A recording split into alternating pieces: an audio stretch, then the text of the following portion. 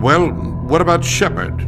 Earthborn, but no record of his family. Sweet Baby Inc. is Mass Effect with hot girls and alpha males. Pretty sure you guys remember all that. I am looking at the Mass Effect trilogy, particularly the legendary 2021 edition. Didn't get the chance to have it on 9th or 10th gen console. Got it over on the PC via Game Pass. Extremely impressed. Is that the kind of person we want protecting the galaxy?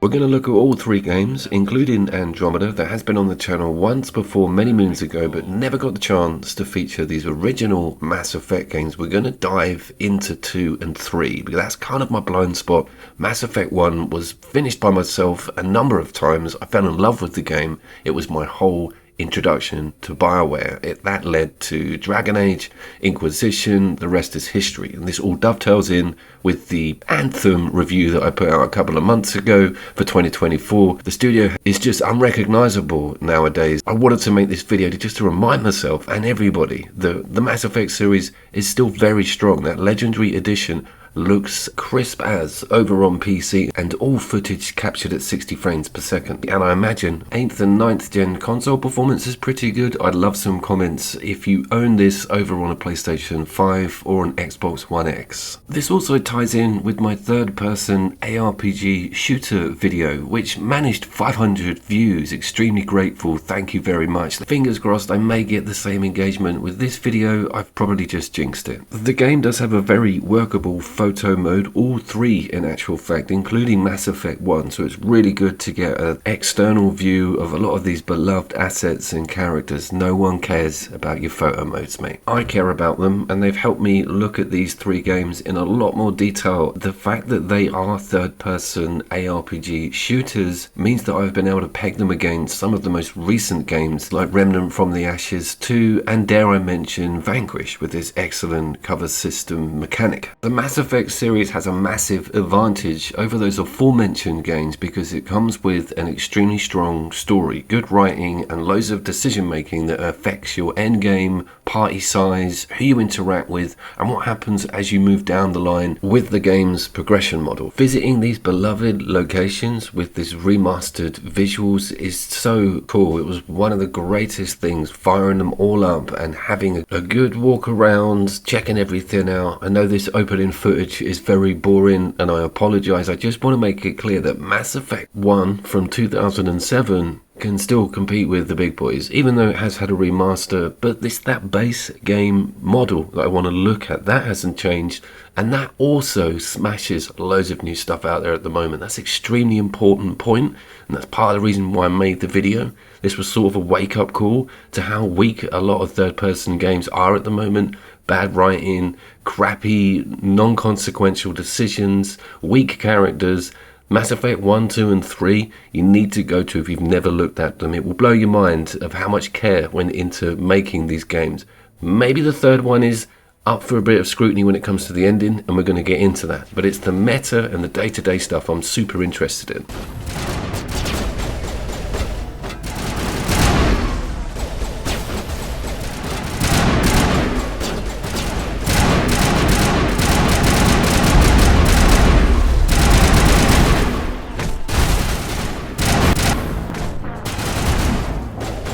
The stuff you can say and do as Shepard would not be allowed now. Some of the decisions you can make, some of the misogyny that you can insert into the character would just not even be put anywhere near the script. Almost like modern games have got some hidden force behind their creation that makes them very middle of the road and bland and crap. And it just was such a wake-up call after going through a lot of the conversation trees with the characters in this game and seeing where you could take that story and the relationships you could have with crew members.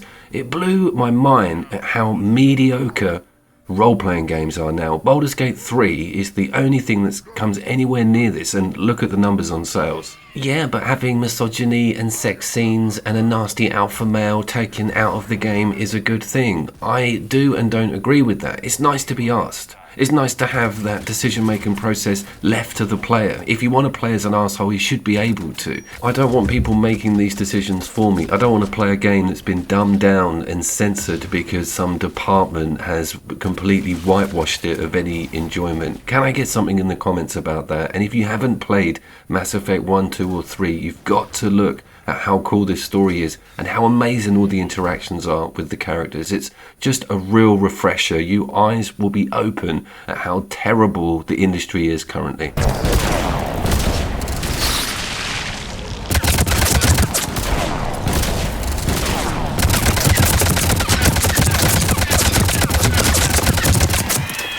I feel so bad for the current generation of younger gamers, people who didn't get to look at the 90s or the early 2000s. I'd go right up to 2015 with it. The current situation has got so awful that something like Helldivers, which doesn't inject a single bit of politics or any agenda, is just smashing it. Everyone's like, what a brilliant idea. And as soon as they have tried to push some sort of political direction in with the content, the developers have just pushed them back. Arrowhead need a good pat on the back for that, and those numbers reflect it. We've got to look at this seriously now, because capitalism does not know race or gender. I put this out in a tweet the other day. It doesn't care. If you've got a good product, it will sell. If you start meddling around with precious variables that put this industry where it is, you're going to see a collapse. And I really hope that doesn't happen, and we all need to make double sure that we rally behind the games that embrace the original values of what made video game culture so precious and valuable to us all. Let's make gaming great again. My God, what's the matter with you today, Coop? You've been watching that Destiny guy? I have. Yeah,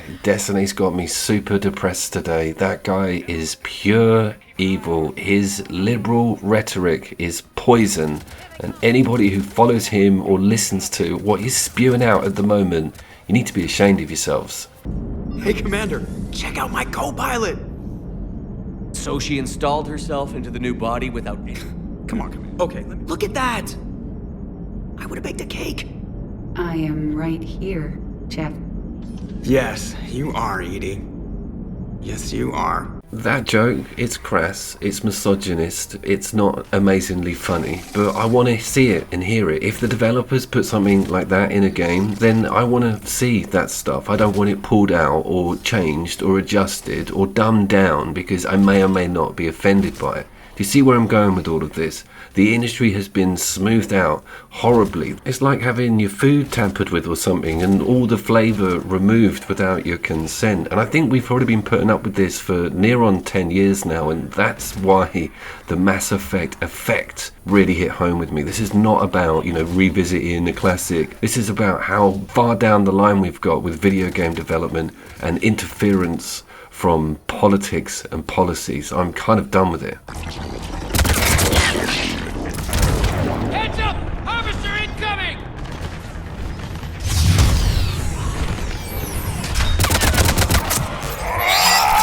Shepard, another harvester!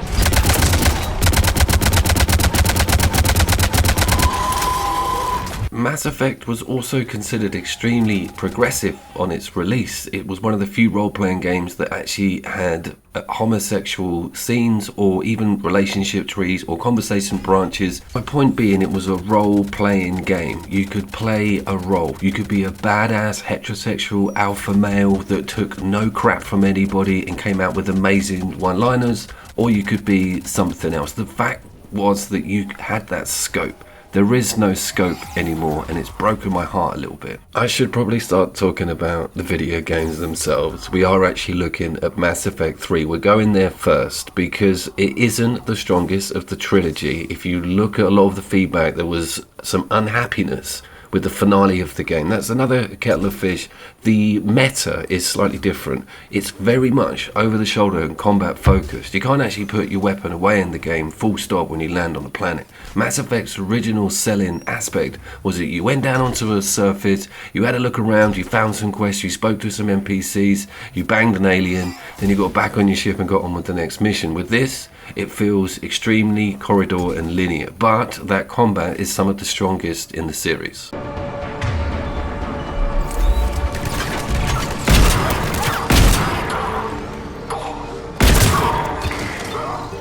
It features a cover button, but it also features a jump over the cover Gears of War style, and a double tap on A will put you into a roll. So you're kind of overwhelmed with a lot of movement when under fire. The original wasn't like that. It's not a bad thing. The game had to move with the times. It was competing with some huge AAA titles completely in the same vein as itself, but that was the first thing I noticed, was like, wow, seems very combat heavy. You're not introduced to any vehicles, you're not introduced to any open expansive areas on the surface of planets. Very much go here, do that, finish that mission. You've even got a linear mission list.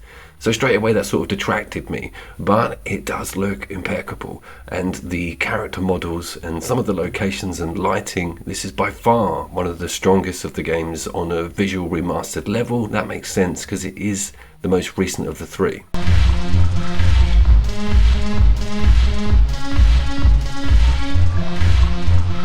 And that's where I think I'll leave Mass Effect 3. Not as terrible as Andromeda, but certainly not as strong as those first two games. Talking of Andromeda, oh no.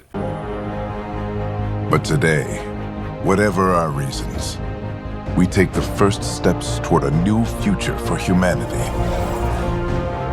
Today, we begin to make our dream reality.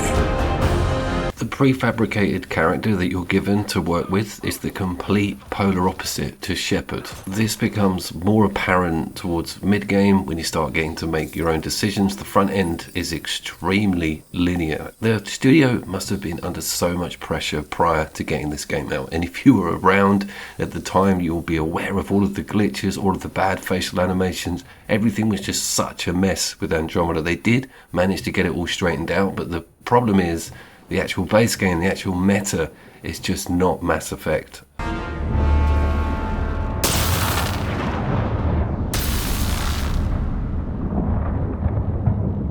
It is, however, absolutely visually stunning, and seeing it against these remastered games and current day sort of tech helping with a lot of the boosts, again we had a beautiful 60 frames per second. The work involved in some of these worlds is spectacular.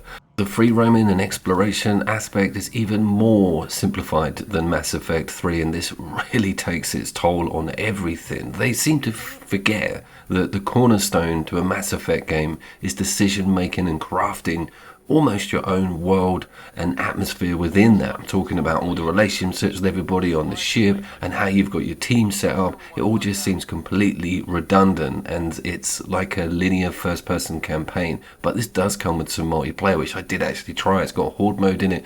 Not terrible, but again, it's not Mass Effect. We switched out that cover button with like a boost jump and a dash. It feels like a primitive Returnal. You don't actually have an allocated get behind something button, which really makes things crazy because it is quite an open world combat environment. It just feels so sterile and weird, like it's metamorphosized into something else, like they were again trying to compete with things out on the market and forgot about that precious heritage that made that trilogy so famous. Place. It's a wasteland. The radiation in Eos's atmosphere makes it difficult to cultivate life. Radiation? Our suits protect against that, right? Site 1 contains shield masts to dampen the brunt of contamination. But if we went outside Site 1's perimeter?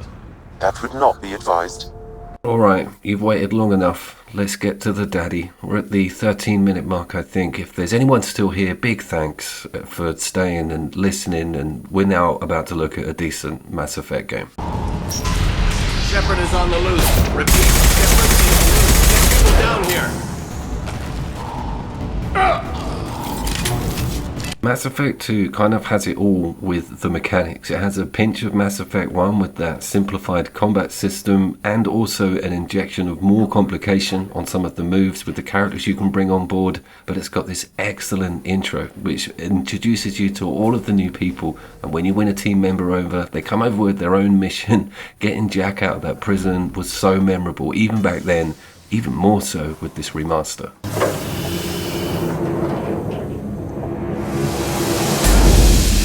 That's Jack? Cheeky, tongue-in-cheek writing is still there. The relationships that you can muster with your teammates is just phenomenal, and the combat is white knuckle. This is very, very cool over-the-shoulder gunplay, but it's also mixed in with a key bit of exploration. Not as much as I'd like to see, but we've certainly not had that simplification we saw with Mass Effect 3, and this is a million miles from Andromeda.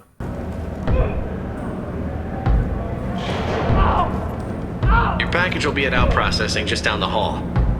Shepard's badassery is just phenomenal with that renegade move where you can just do stuff in the middle of a conversation which is slightly meaner than intended, or be a good guy, and a bit like the Red Dead system where your honor can direct what sort of decisions or outcomes arrive at a confrontation. Gotta get her back to 100% before Tarek decides he needs her again.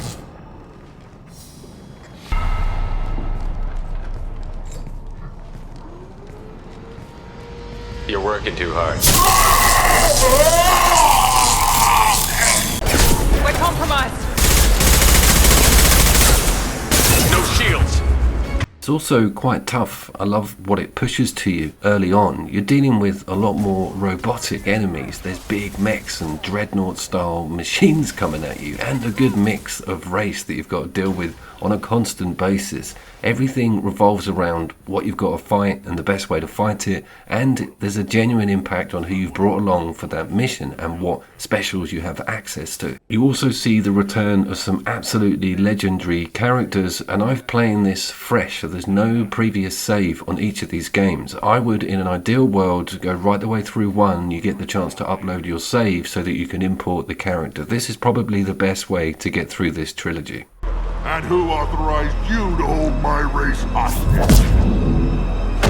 A lot of this has got me thinking about Starfield, and the original idea, I think, from that team was to really expand on some of the pillars that made the Mass Effect series so famous. I'm talking about exploration on planets, discovering installations and unique things about that location. And Mass Effect does quite a clever job of duping you into thinking you're under a free reign, but technically you're traveling down set pieces of a storyline to reach a singular destination. Sometimes the game will halt and say, look, you've got more than one planet to visit here. Do you want to do some exploration, maybe some scanning, find some elements that you need for crafting? Starfield, I think, tried really hard to boost that idea, giving planets a full exploration sphere. Also the classic companion development system that we've seen with a lot of previous Bethesda games. But it was that planetary interaction that felt a little bit bland, I think, in the final fruition of that game.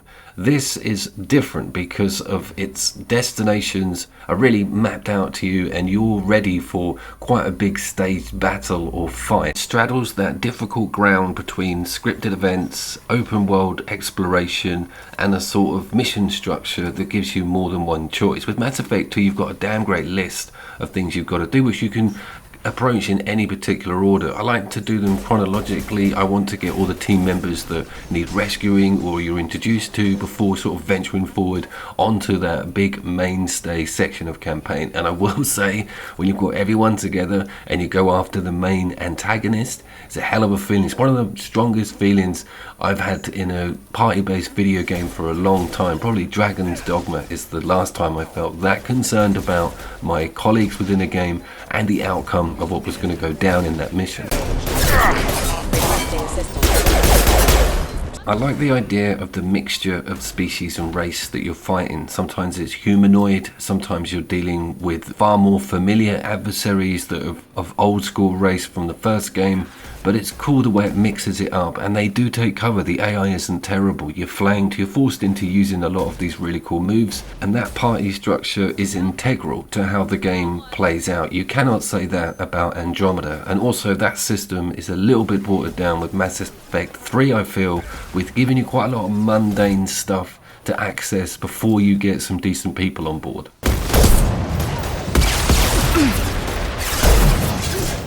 Now let's finish you off.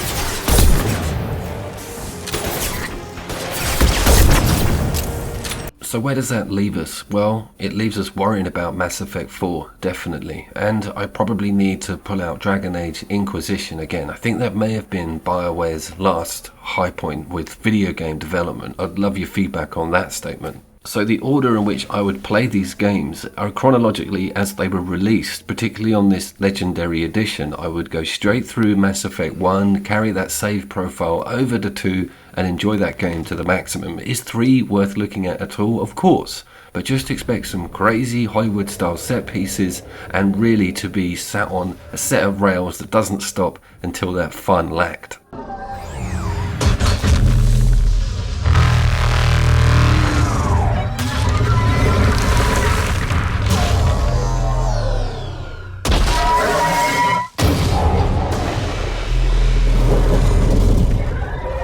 There's also no footage of the vehicle at all in any of this footage, I've just realised. Andromeda gives it to you early on, and it was iconic to Mass Effect 1, and they have and haven't improved on things with the addition of it in Andromeda. It was a bit more workable, but it was kind of gimmicky by then, and it is a mainstay for the series, particularly in 1. I think you'll have most fun with the big tracks. If you've made it to the end of this video, man, I owe you big time. I think Destiny's just hit 4 million subscribers or something. He averages at about an hour and a half watch time. I'm struggling on 500 views and 10 minutes, so my heart goes out to anybody that's listening to this message right now.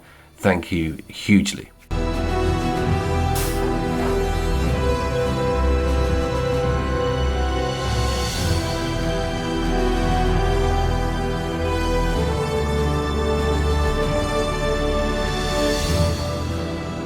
I have made an outro. There is a large chance it will get copywritten struck, so it may not be there. So I will say I'll see you down there now, and look forward to my Dragon's Dogma 2 review once budgetary constraints allow it, maybe Christmas 2027.